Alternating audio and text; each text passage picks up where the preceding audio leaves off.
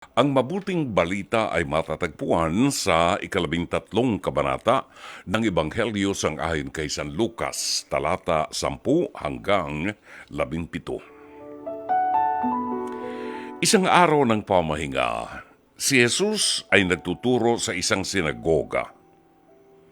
May isang babae roon na 18 taon nang may karamdaman sanhi ng masamang espiritu. Siya'y nakukuba at hindi na makaunat. Nang siya'y makita ni Jesus, tinawag siya at sinabi, "Malaya ka na sa iyong karamdaman."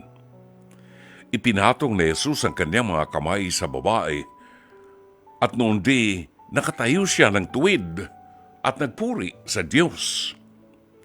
Ngunit nagalit ang tagapamahala ng sinagoga sapagkat nagpagaling si Jesus sa araw ng pamamahinga.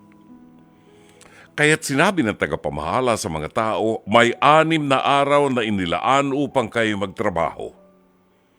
Sa mga araw na iyon, kayo pumarito upang pagalingin at huwag sa araw ng pamahinga.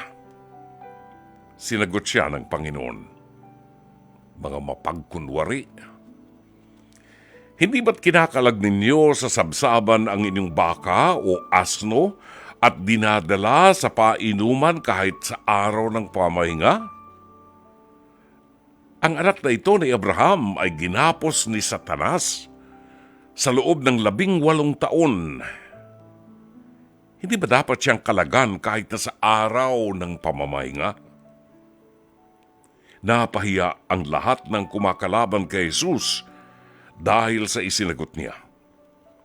Natuwa naman ng mga tao dahil sa lahat ng mga kahanga-hangang bagay na ginawa niya. Mga kapatid, ang mabuting balita ng Panginoon.